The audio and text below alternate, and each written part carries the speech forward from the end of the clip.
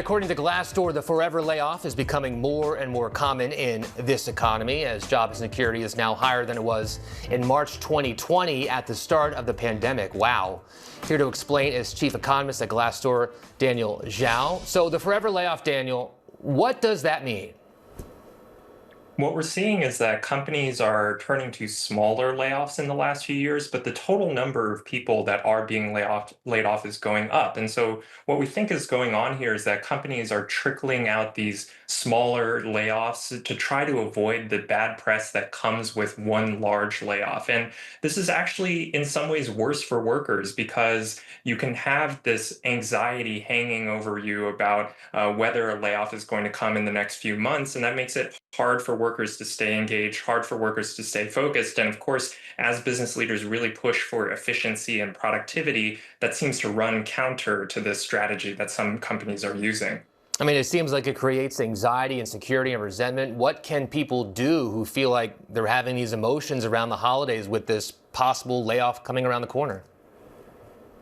Well, unfortunately, there are some things that are outside of our control, right? And so I think it's important for workers to really recognize what's in your control, what can you manage, and there are some things that you can get started on if you feel like a layoff is potentially coming down the pipe at your company. So that might mean brushing up on your resume, reaching out and reactivating some of those connections in your network, whether it's old alumni or old friends, family that you maybe haven't kept as much in touch with from a career perspective. And so these are all things that people can start to prepare for if they think that a layoff might be coming down the pipe. What disconnect are you seeing between employees and leadership in corporate America? Well, I think this forever layoff is symptomatic of this broader disconnect that we're seeing between employees and leaders. And in fact, in Glassdoor data, when we look at reviews about senior management and senior leaders, we see a huge increase in terms like disconnect, distrust, misalignment, miscommunication. So there is this growing disconnect between leaders and employees. And I think in particular, over the last few years, as power has shifted in the job market from employees back towards businesses, there really has been this feeling from workers like the job market isn't working for them, that they're under more pressure than they have been in quite a while. And that's why you're seeing this feeling that workers can't trust their leaders. How has the government shutdown played into this big picture, the big picture of the job market right now?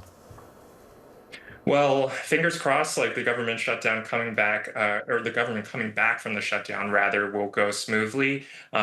When we think about the economic impacts of the government shutdown, they tend to be mostly temporary. And then as workers come back online, as government services come back online, that tends to erase some of those temporary impacts. But when we think about from a measurement perspective, there is some data that we're going to miss out on as a result of the government being shut down. And that does mean for the job market that we might not get a clean read on how the job market is really doing until January when the December jobs report comes out. So we are flying through a bit of a fog bank right here as businesses, policymakers, and economists try to figure out where exactly the job market is. So there's this threat of looming layoffs, and there's a big threat of looming AI taking our jobs. What are you seeing trend-wise with that?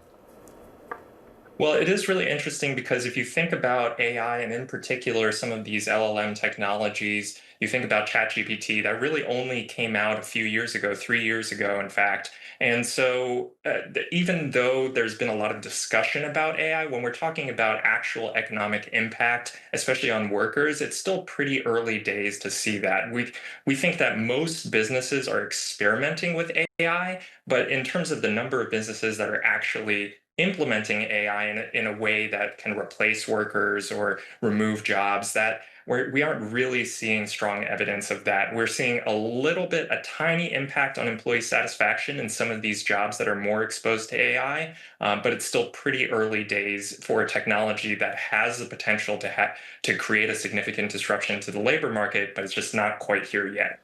Daniel Zhao, thank you. Appreciate it.